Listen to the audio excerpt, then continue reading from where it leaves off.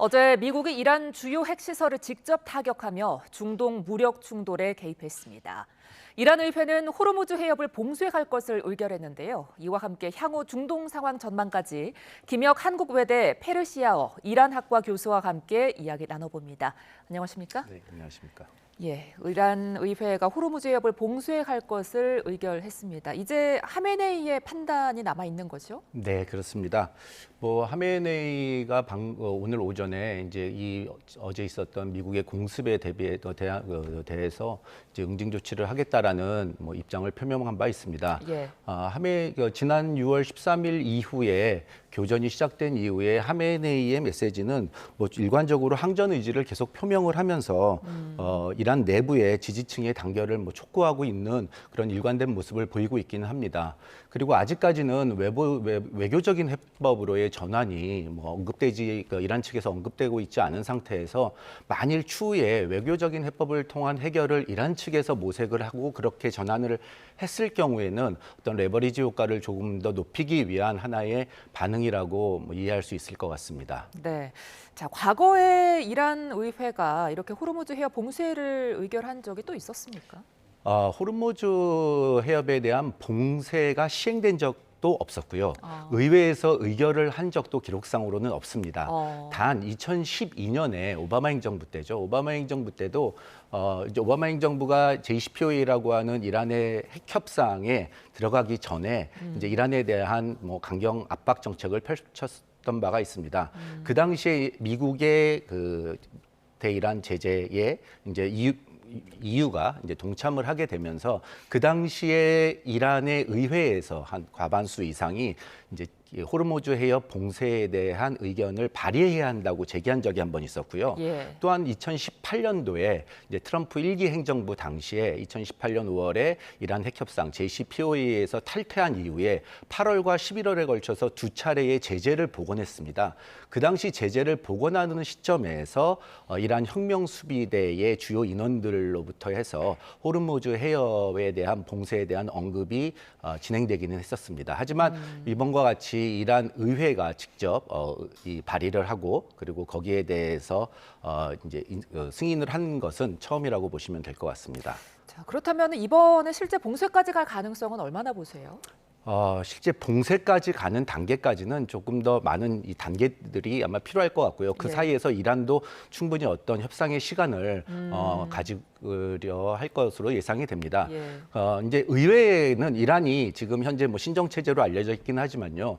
이란은 그 국민들이 국회의원도 뽑고 그다음에 이제 행정부의 수장인 대통령도 선출을 4년에 한 번씩 합니다. 그래서 이번에 이란 의회에서 호르무즈 해협에 대한 봉쇄라는 것을 결정했다라는 것은 어떻게 보면은 이란의 국민들이 뽑은 의회가 향후 군사적 행동에 대한 정당성을 좀 확보해 보자는 차원으로서도 한번 짚어볼 수 있을 것 같습니다. 네. 자, 그렇다면 만약에 봉쇄가 이루어진다면 어느 정도 수준으로 봉쇄가 이루어질까요?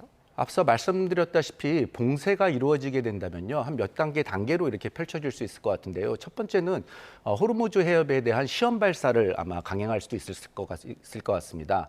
이전에도 몇 차례 이런 위기 고조가 되었을 때 이제 그 혁명수비대를 통해 가지고 호르무즈 해협에 대한 시험 발사를 시행한 적도 있었습니다. 예. 그리고 그 이후에 2021년이었죠.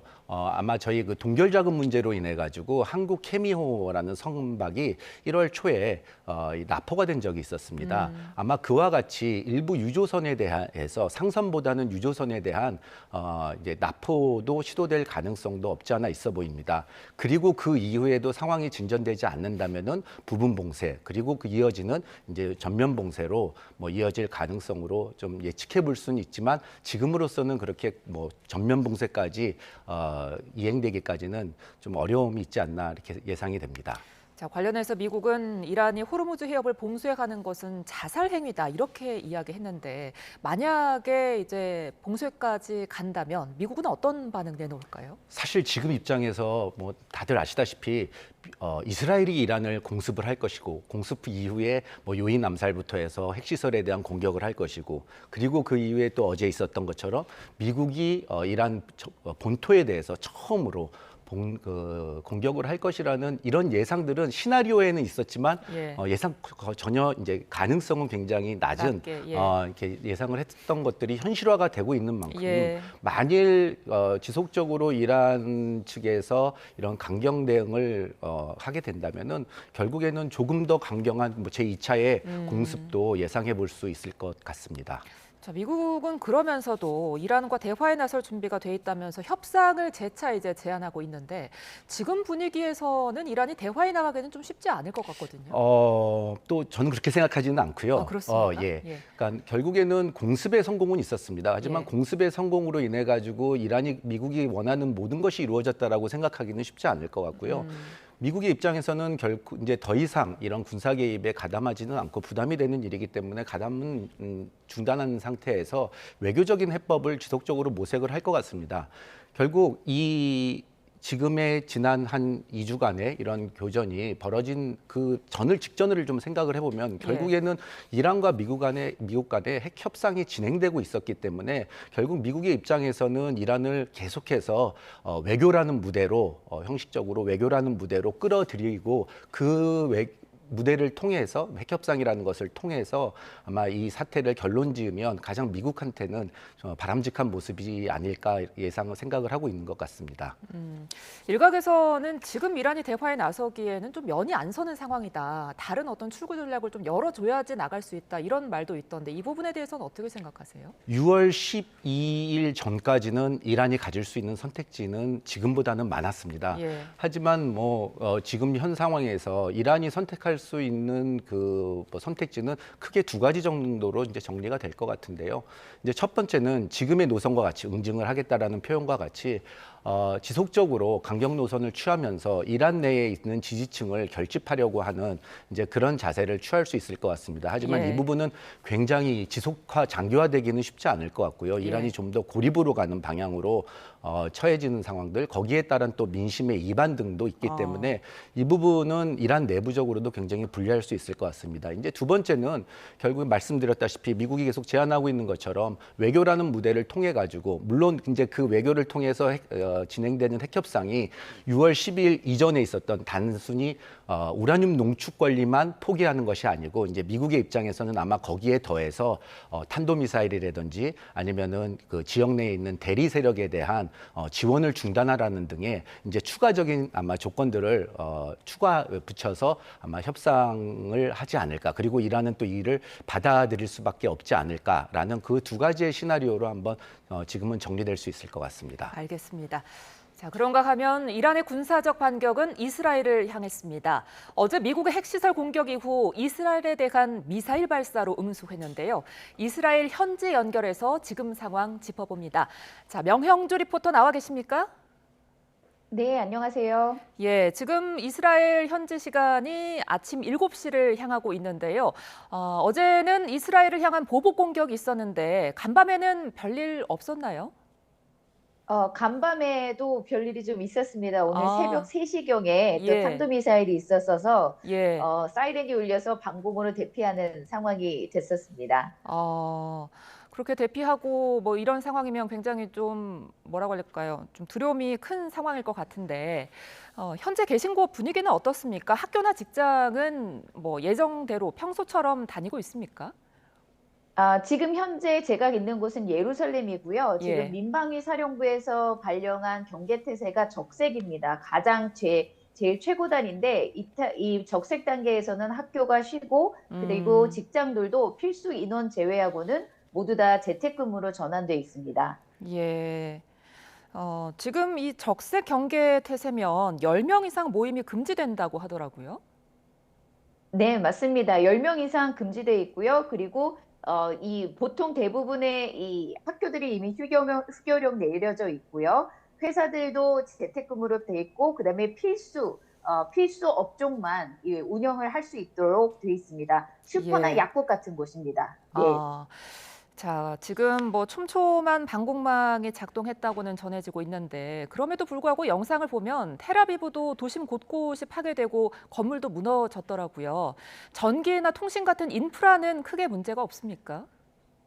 네, 이 전쟁이 시작한 이후로 한 번도 이제까지 전기나 통신에 이 인프라 장애는 전혀 없었습니다. 음, 그런데 대신에 지금 이스라엘이 그동안 경험했던 하마스나 헤즈볼라의 미사일과는 차원이 다른 파괴력을 지니고 있어서 예. 사람들 모두 다 굉장히 많이 긴장하고 있는 상태입니다. 음, 게다가 지금 방공망뿐만 아니라 사이렌이 울리면 방공으로 대피하는 사람들의 방공 의식 때문에 그나마 인명피해가 적은데요. 예.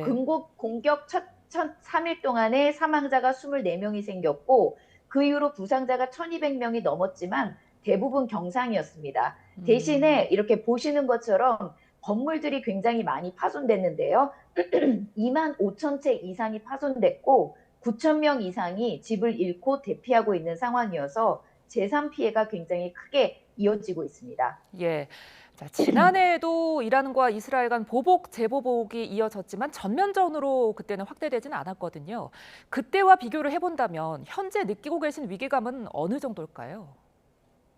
지난해 같은 경우는 이스라엘과 이란이 한 차례씩 서로 주고받는 공격에 그쳤지만 예. 이번 경우 같은 경우는 이스라엘의 선제 공격 이후에 끊임없이 이란을 공습하고 있고 이란도 계속 탄도미사일과 이 드론을 계속 매일 날리고 있기 때문에 이스라엘 안에 살고 있는 사람에게는 체감상 전면전이라고 생각을 하고 있습니다. 음, 벌써 이스라엘로 향한 탄도미사일이 480여 발이 넘었고요. 이스라엘 영토로 도착한 이란의 드론까지도 400대 이상이 넘었습니다. 그래서 이란과 이스라엘이 거리가 멀어서 지상군만 개입이 없을 뿐이지 이스라엘에서 생활하는 사람에게는 거의 전면전이라고 생각을 하고 있습니다. 예, 예년과는 다르게 지금 긴장감이 굉장히 클 것 같은데, 자, 이런 상황 속에서 이스라엘 정부가 미국의 공격에 호응을 했습니다. 목표를 달성하기 전까지 역사적인 작전을 멈추지 않을 거다, 이런 입장인데요. 대이란 공격을 계속하겠다는 거로 해석이 되죠? 네, 맞습니다. 지금 어제 저녁에 네타냐후 총리가 국민 성명을 발표했는데 네. 이란과의 전쟁 목표가 핵 프로그램 무력화와 그리고 이스라엘을 공격하는 탄도 미사일 프로그램을 무력화시키는 것이 주요 쟁점 목표였지만 이 두 가지 목표를 거의 다 완성해 가고 있다고 말했습니다. 그렇지만 여전히 그것을 완료하기 위해서는 조금 더 작전을 해야 된다라고 얘기를 하고 있고요. 그렇지만 이전처럼 소모전으로 가지는 않을 것이다. 이렇게 음, 얘기를 하면서 만약에 이 상태로 전쟁이 만약에 종료가 된다면 이스라엘이 지금 레바논에 있는 헤즈볼라를 대응하는 것처럼 앞으로 이란의 위협에 대응하겠다는 구상을 해나가고 있습니다. 그 소리는 뭐냐면 현재 이스라엘이 레바논과 휴전 상태이긴 하지만 헤즈볼라 무장단체가 무기 이동하거나 공격 정황이 있을 때마다 곧바로 이스라엘이 공습을 하고 있는데요. 이런 방식을 지금 이란과의 관계에서도 계속 유지하겠다라는 어떤 이란, 이스라엘의 입장을 볼 수가 있습니다. 예. 자, 이란 역시 미국을 향한 직접 대응은 자제하면서도 이스라엘을 향해서는 공격을 계속 할 걸로 보이는데요. 여기에 대비한 정부의 지침이 혹시 있었을까요? 네, 이스라엘도 지금 현재 이 이란의 보복은 미국을 향하기보다는 이스라엘로 계속적으로 향할 것으로 평가를 하고 있는데요. 예. 이스라엘 정부는 시민들에게 민방위 사령부의 지시사항을 준수할 것을 당부하고 있습니다. 특히 사이렌이 울리면 방공으로 대피하는 것을 강조하고 있는데 이제까지 방공호 안에 들어간 사람은 2명을 제외하고는 모두 경상으로 구조됐기 때문입니다. 그래서 음. 이스라엘 안에서는 한동안 현재의 경계 태세가 적색이나 오렌지 상태의 생활 형태가 계속 유지될 것 같습니다. 예. 자, 모쪼록 피해 없으시길 바라겠습니다. 지금까지 명형주 리포터와 함께했습니다. 고맙습니다. 감사합니다. 네, 이스라엘 현지 상황 짚어봤습니다. 자, 지금 미국에서는 이란의 보복이 있을 경우 훨씬 더 강력한 무력에 직면할 것이다. 이렇게 밝혔는데요. 네. 미국의 추가 공격 가능성에 대해서는 어떻게 보십니까? 앞서 말씀드린 것처럼요. 지금 어제 미국의 공습이 있고 나서도 방금 이제 이스라엘과도 연결을 하면서 들었던 내용처럼 미국에 대한 뭐 공격은 없었지만 예. 대응은 없었지만 어제 오늘 새벽에도 이란이 이제 이스라엘에 대해서 탄도미사일을 발사를 하고 또 이스라엘도 여기에 이제 대응 공격을 하면서 특히나 오늘 오전에 있었던 이란 내의 공격 같은 경우는 수도인 테헤란과 테헤란 인근 지역 그리고 이제 테헤란 인근에 있는 파르친이라고 하는 군사기지까지 계속 공격이 이렇게 되고 있습니다. 예. 아마 이렇게 되면은 결국에는 이란의 입장에서도 지금 당장 공습을 먼저 중단하지는 못할 것 같고요. 그렇게 된 상황에서는 이란이 미국 측에서 다시 한번 이런 좀 조금 더 이제 강력한 방식으로 공격을 다시 감행할 가능성도 충분히 지금 상황에서는 예견해 볼 수 있다고 생각합니다. 그러니까 어제 미국의 공격 이후에 이란에서 처음으로 이제 입장을 내놨는데 하메네이가 큰 실수다, 응징당할 것이다 이렇게 반응을 내놨지만 예. 미국에 대한 언급은 없더라고요. 예. 어떻게 해석해야 될까요?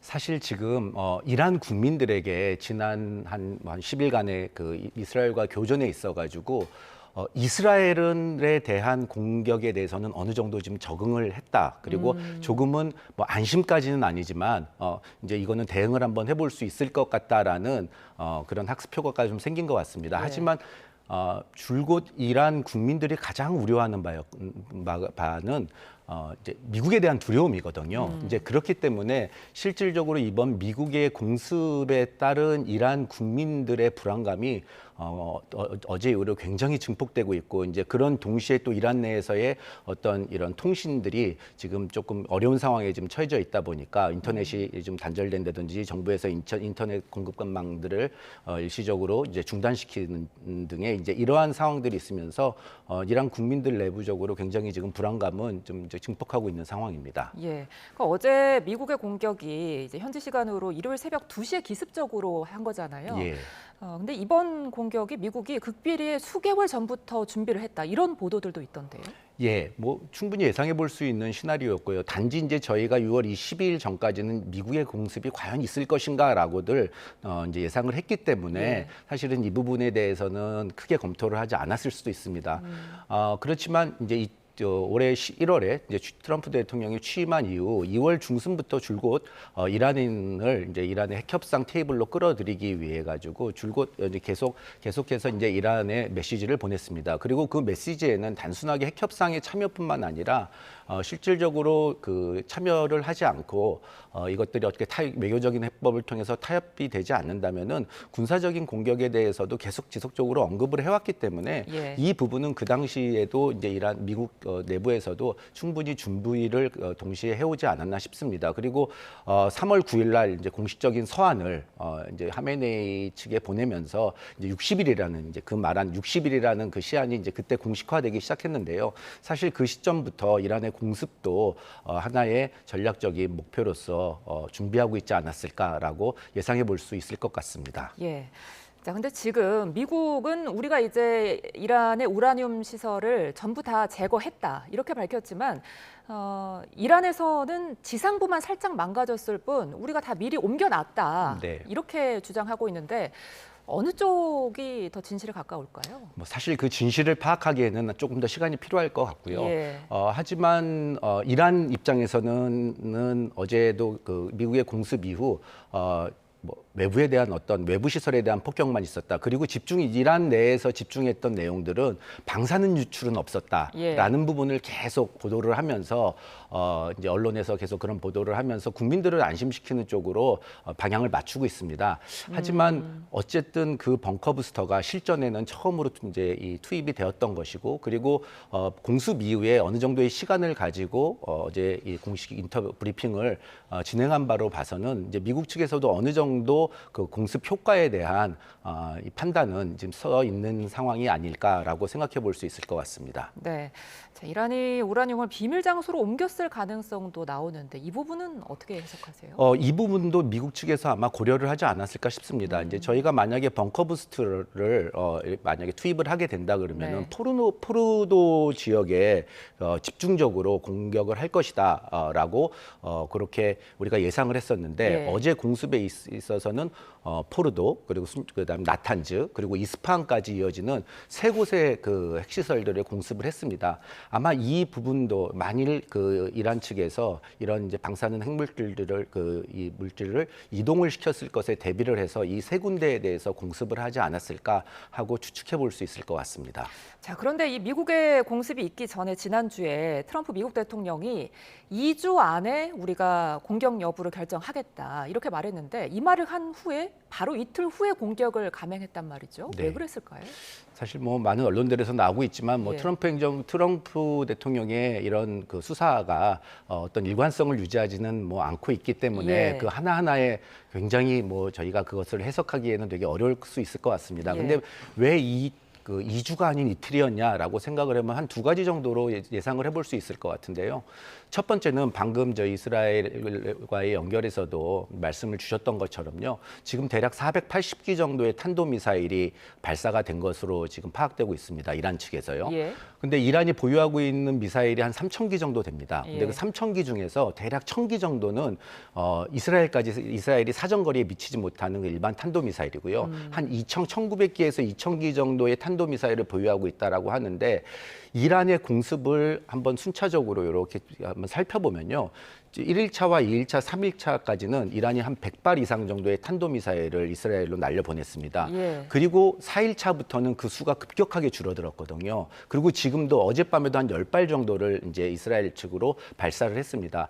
이 말은 탄도미사일을 지금 이란 내에서는 어느 정도는 제한적으로 활용을 하면서 공습을 하고 있다라고 볼 수 있고 이는 어느 정도 장기전으로 돌입을 하겠다라는 의지를 보여주고 있을 수도 있을 것 같습니다.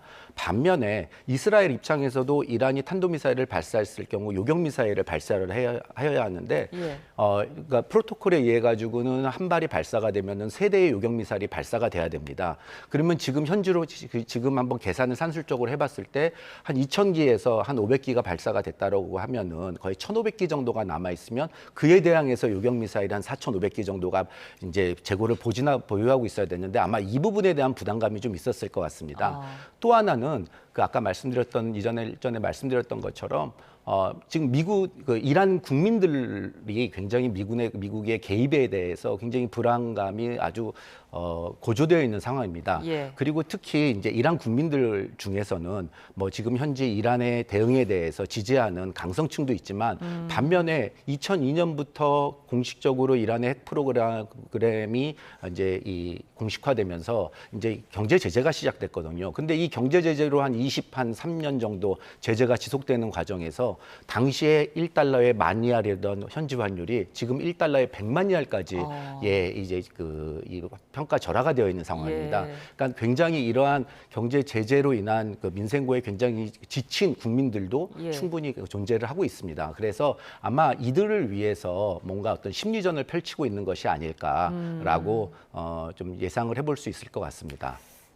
관련해서 앞서 교수님 말씀처럼 트럼프 미국 대통령이 일관성이 없는 건지 아니면은 전략적 모호성을 띈 건지 모르겠지만 말이 바뀐 게 또 있습니다. 처음에는 이란의 정권 교체는 계획에 없다 이렇게 나왔었는데 이제는 정권 교체 가능성까지 시사했거든요. 트럼프 대통령의 속내가 뭘까요? 트럼프 대통령이 지금 이제 이 정권 교체라는 언급을 이제 오늘 오전에도 이제 예. 직접 언급을 했었습니다.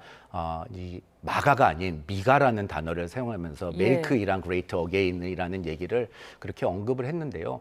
아마 이 부분이 결국 앞서 말씀드렸던 것처럼 지금 현재의 상황에 대해서 그리고 이란의 지금 현 체제에 대해서 불만을 가지고 있는 세력들에 대한 이런 심리전 역할도 충분히 하고 있다라고 볼 수 있을 것 같습니다.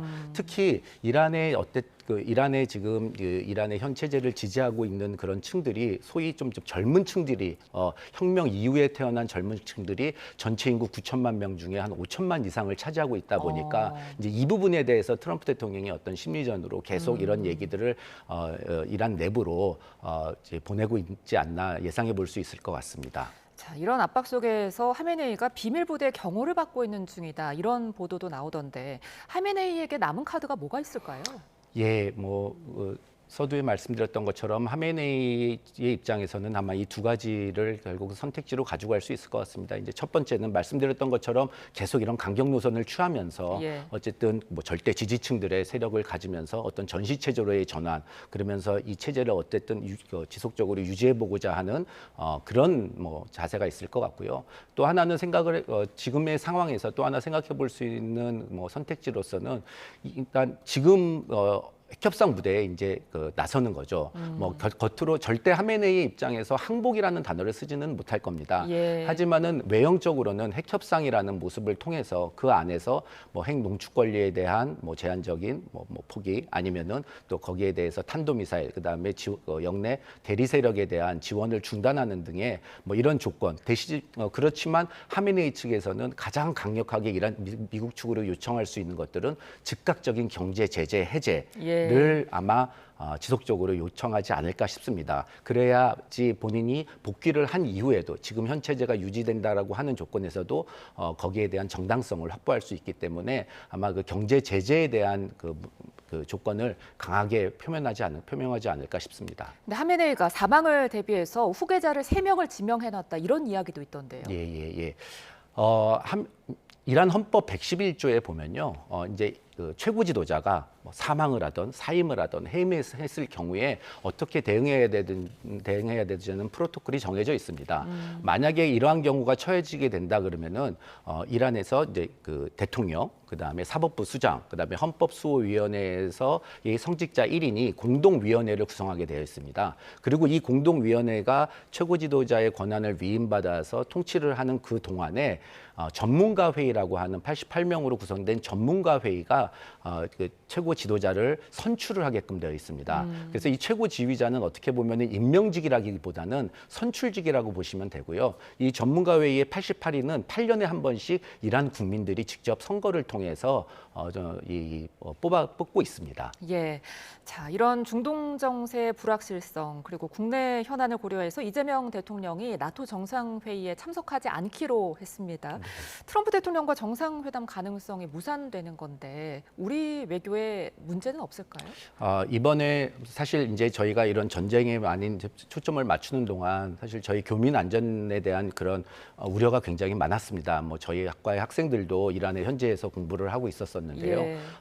이번 그 사태가 발생한 이후 정부의 조치가 굉장히 빨랐습니다. 이 부분은 굉장히 칭찬할 만한 한 것이고요. 예. 그리고 뭐 아주 차분하게 이동을 해서 이제 이란 같은 경우는 이란에서는 전체 한 100명 정도의 교민이 한 이제 56명 정도가 지금 아주 무사히 탈출을 해서 대다수가 이제 한국에 귀국을 했는데요. 예. 아마 우리 정부에서 좀 준비를 해야 될 거는 아까 말씀드렸던 시나리오와 좀 연계해서 볼 수 있을 것 같습니다. 예를 들어서 이제 위기에 대해서는 이제 어쨌든 대응을 해야 될 것이고요. 기회에 대해서는 좀 대비를 해야 될 것 같습니다. 결국 위기에 대해서 대응을 하자라는 전략으로 봤을 때는 결국 저희가 어쨌든 호르무즈 해협이 봉쇄됐을 경우에 어쨌든 다변화된 이 에너지원을 대체원을 확보하는 것들이 있을 수 있고요. 만에 하나 예를 들어 기회에 대한 대비 측면에서 본다 그러면 이란이 제재가 해제된 상태에서의 그런 이슬람 공화국 내에서의 만약에 이란이라고 하면은 사실 우리 뭐 기업들이나 이런 정부에서는 이후에 사실 이란이라는 나라가 뭐 자원 부국, 뭐 석유와 천연가스를 동시에 가지고 있는 자원 부국이기 때문에 어떻게 보면은 그런 기회가 왔을 때 우리가 선제적으로 진입을 해가지고 그런 시장의 이점을 또 저희가 찾아올 수 있는 그런 준비도 좀 지금은 좀 빠르기는 하지만 그런 부분도 충분히 좀 고민을 해야 되지 않을까 그렇게 생각이 듭니다. 알겠습니다. 오늘 말씀 여기까지 듣겠습니다. 지금까지 김혁 한국외대 페르시아어 이란학과 교수와 함께했습니다. 고맙습니다. 네, 감사합니다.